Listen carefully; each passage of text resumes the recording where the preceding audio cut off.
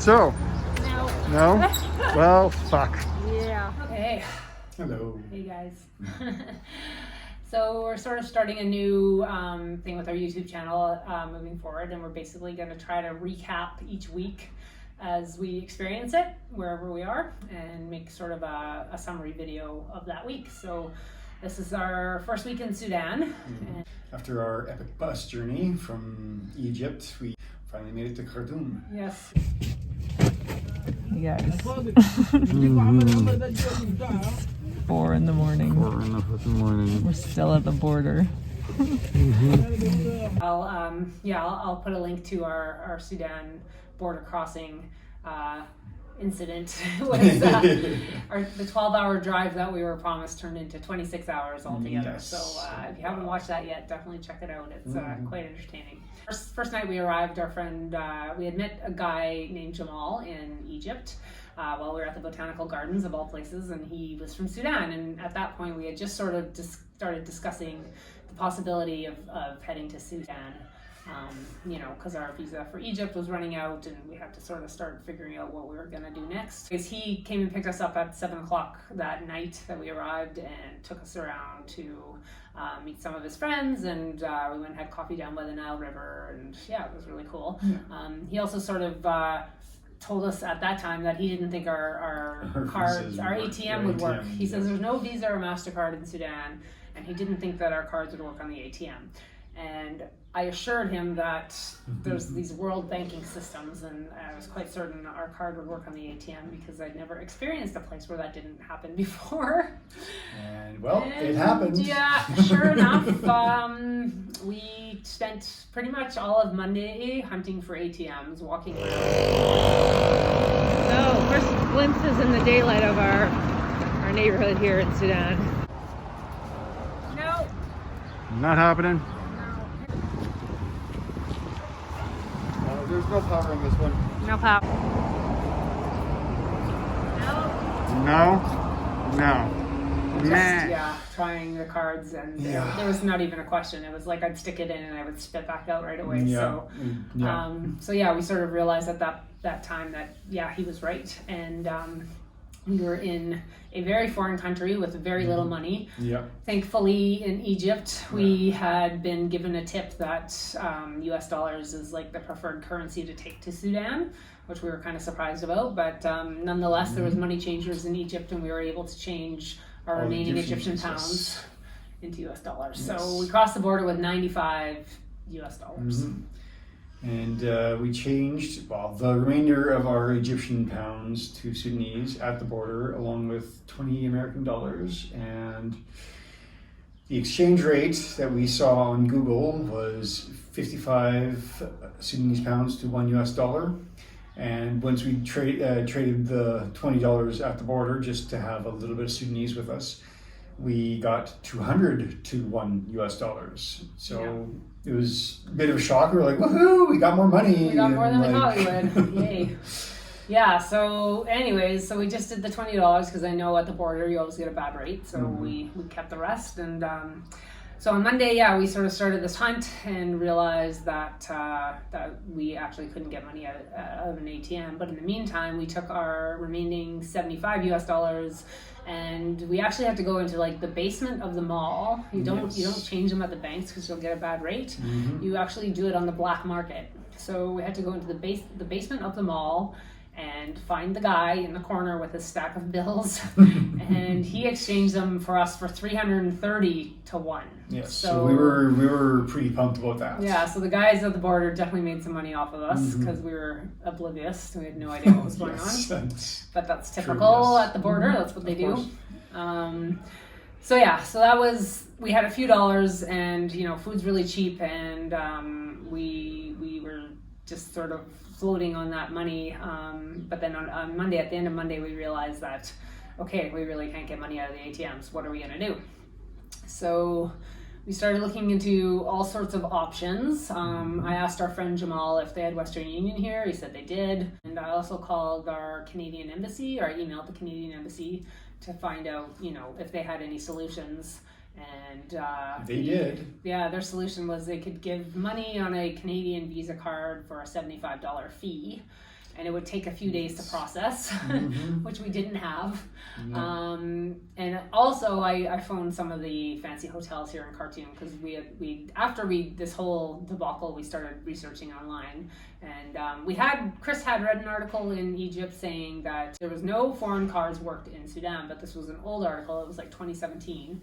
And he found a more recent article that said that ATMs are widespread in the country now. Yes. We now think that they're just for locals. Yes. Well, they obviously are. Well, I also did read another article saying that Visa was actually putting in ATMs here, but it didn't exactly specify where. So when Jill called to the different fancy hotels, she asked if they had an ATM that actually worked. Yeah, an international ATM or a Visa ATM.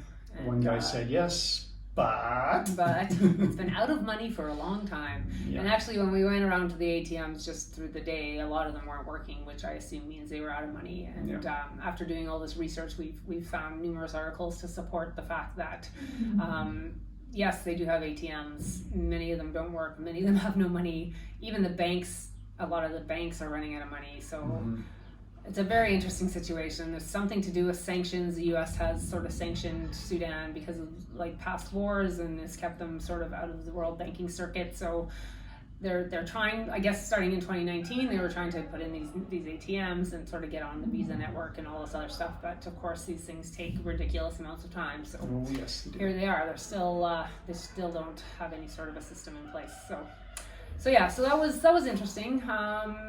A friend of mine from Canada had messaged me and just sort of said, how's it going? How's Sudan? All that kind of stuff. That was Monday night. I said, oh, it's really good, but we're having quite the interesting situation. We're trying to figure out how to get some money because we can't use our cards in the ATM.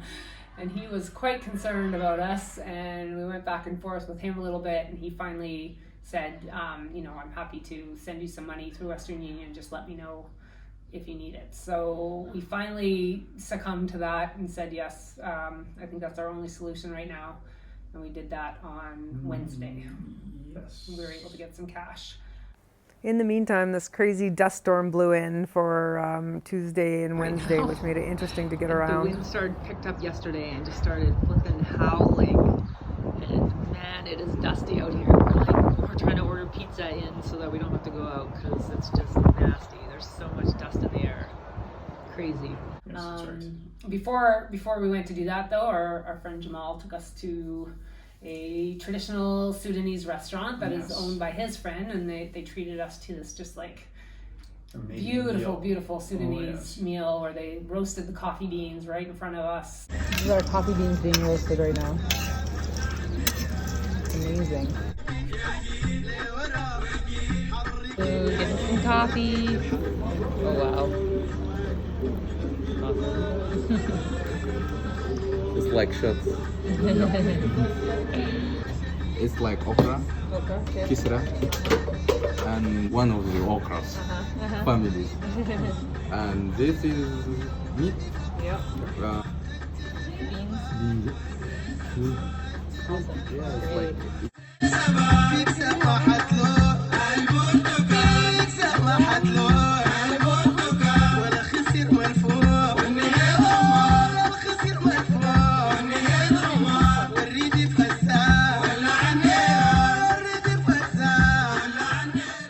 desserts.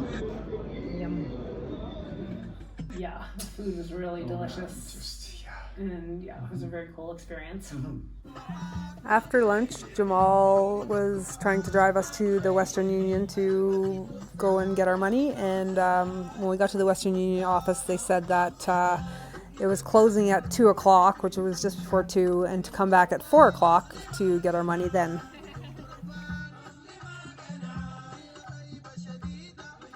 We got to hang out with Jamal and Lana and Islam, and we went and got some really good, delicious gelato ice cream and toured around Khartoum a little bit more in the meantime.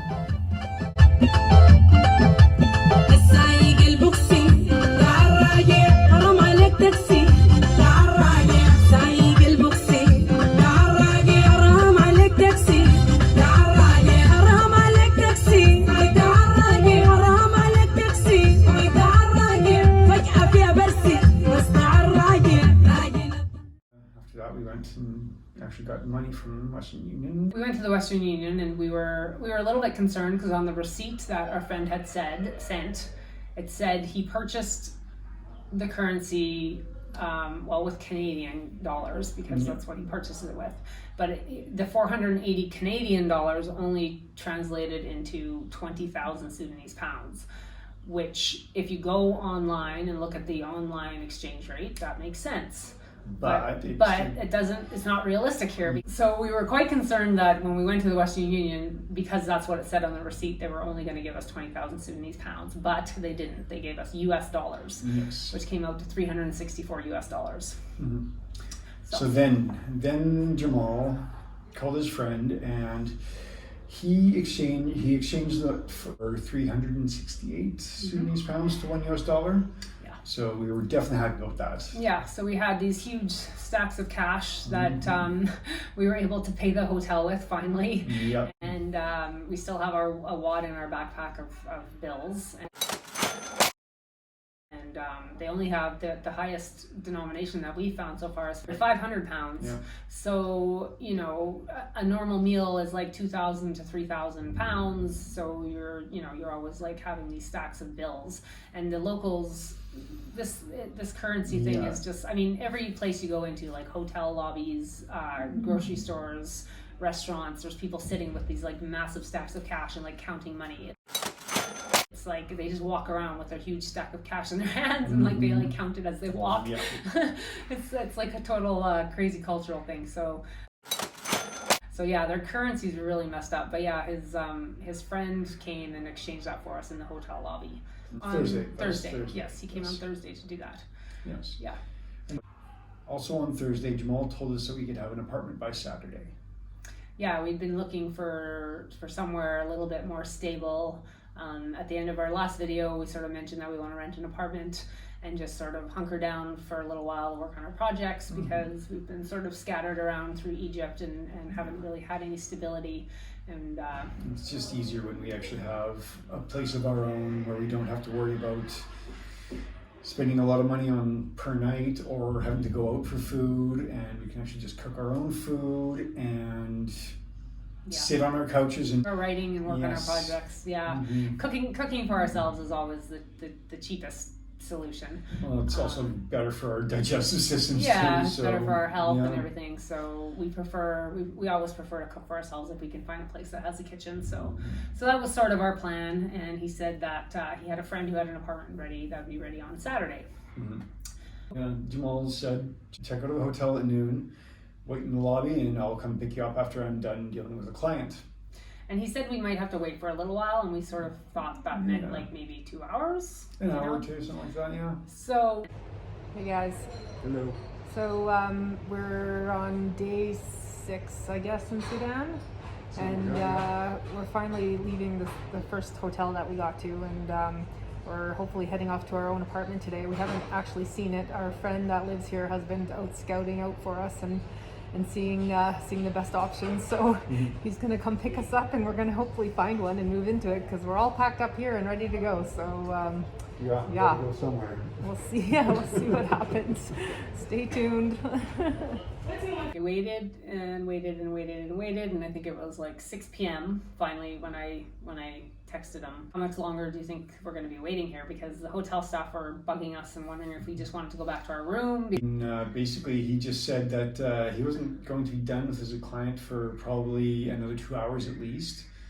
So the hotel staff had already given us our key back just in case we wanted to go back to our rooms, and we were like, okay, fine. We're caving and giving in. Yeah, one more night. Okay, let's do this apartment thing on Sunday. He said, first of all, he said he would come and get us on Sunday. And then late that night, he sent us a message and said things had changed. He wasn't going to work. He had to take his mom to the hospital. To make a long story short, we never did go see the apartment on Sunday, so we decided to make our own decisions and take matters into our own hands and make a move. Because we really wanted to leave that hotel. We also wanted a bit of a change of scenery. That area we were staying was kind of bleak. There was very few trees, very little greenery, and it was just like a big dust ball. Yeah. Pretty much. Pretty much. Yeah, so we thought if we can get down to a place down closer to the Nile River, then at least we'll have some, we'll be closer to those places where we can walk around and do some more exploring. So we looked online and found there was a youth hostel right down in this area where we are now. So we thought, okay, we'll just get in a taxi and go there. And when we got there, the guy said, no, they have no availability because there's a soccer team in town. He said, but there's a place just down the road that's very cheap. I'll show you. So he walked us like a block, maybe probably about walk a and a half. block-ish, yeah. And we stopped. He brought us to this little hotel, hole in the wall hotel. I asked the guy who was there if I could look at the room, and he showed it to me. It was just very basic. That's being generous. It was only $4 a night, so it was just kind of one of those, okay, this is a place, we have so much luggage, we didn't want to be walking around looking for another place or get in another taxi or whatever, so we were like, okay, this will be fine for one night, we'll survive. And yeah, we barely survived. It was gross. Yes. It was really gross. We had like a puddle in our room, there was water coming through the wall, and I covered the whole bed in a big tapestry and was like scared to touch anything. Our toilet seat didn't have a seat on it. There's very little water pressure to even deal with like washing our hands or anything like that. And there was no sink. Like there was just a sprayer that, it was really bad. Anyway.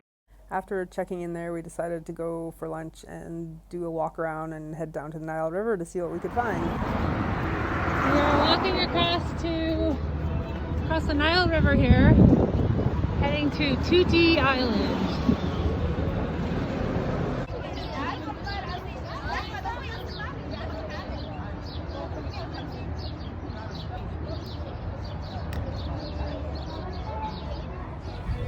Hey there. Sitting down by the Nile River here, hanging out, having some little coffees, which I'll try to show you here. So cool. Every time you order something, it comes with these little burning incense pots, which are kind of cool. So, yeah, awesome.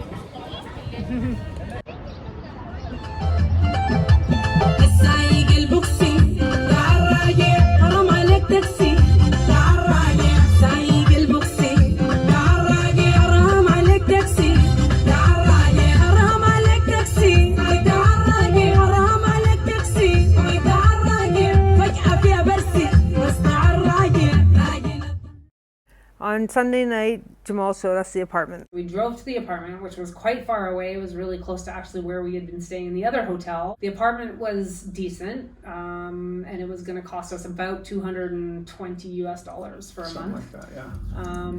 So yeah, we thought, it's not too bad. And he took us back to our hotel that night and said that in the morning he had to work, but he was going to text us with a coffee shop where we could take a taxi to and bring all of our luggage, and it was a nice place. There was air conditioning where we could like work on our laptops and do whatever we want and just sort of hang out and wait for him until he had time to come get us. Unfortunately, Jamal's night didn't go as planned for him, and he forgot to text us the location, and actually didn't get very much sleep that night, so he ended up sleeping till well past noon, so we never did hear back from him. So we moved on to another plan. In the meantime, we'd seen a hotel across the street that I had seen advertised online, but I couldn't find it on the maps, and it was it was one of the recommended spots. So we had come over here to sort of take a look at the rooms and realize, like, okay, wow, these rooms are way better at $12 a night, but they were way nicer than the $4 a night place, much more than 3 times the value. Yes. So we thought, well, we haven't heard from him, let's just go across the street and we'll check into this hotel. So here we are now, we're in this hotel, and I think we napped for a good chunk of that day. Yeah, actually. we napped. The gross place was full of mosquitoes, and we barely slept at all. Man. Yeah, it was quite the night. So our first week in Sudan has been a bit of a challenge. it's taken us a little while to sort of find our groove. We honestly still haven't quite found it. Yeah, you know, first impressions of Sudan, it's dirty, you know, there is literally garbage everywhere. However, the people are wonderful, and like the food is delicious, and like, and it's amazing. It's a really wonderful country otherwise. Yeah, you walk through the streets and it's you know, you just can't imagine that it's nice inside the buildings, but you like get off the street and go into like a restaurant or into any kind of a structure, and they're just gorgeous. They're like these little mini hidden oases tucked away. We found our way to a very cool indoor restaurant here. Well, outdoor restaurant, but you go in a courtyard though. In a courtyard, yeah, super nice. Yeah, you can't see this at all from the outside street. Very cool. Anyway, yeah, we're happy to be here. It's been a challenging getting our feet on the ground, but I think now we sort of have a little bit of a direction and a plan, and yeah. You'll have to tune in next week for that one too. So yeah. See where the direction goes. Yes, and if you like what you're seeing and you want to stay tuned on our stories, just please subscribe. Click like and share. Hit that like button, share with your friends, and yeah, if you hit the little bell, it'll notify you when our new videos come out. So so there's going to be a mix of, you know, it's going to be once a week updates, but also we'll do you know, like singular excursions or some pyramids around here that we want to see, and yeah, we have our sights set on another location in Sudan where we want to head to. So yes. So stay tuned, and thanks so much for following along. Yes. Take care. Bye. Laundry day here in Sudan. This is our solution right now. This is actually the drawer from our fridge that I'm using to put laundry soap in and water, and yeah, this is it. This is how it's happening. Hello, where are you from? Albania, Holland, Canada. Canada. Yeah.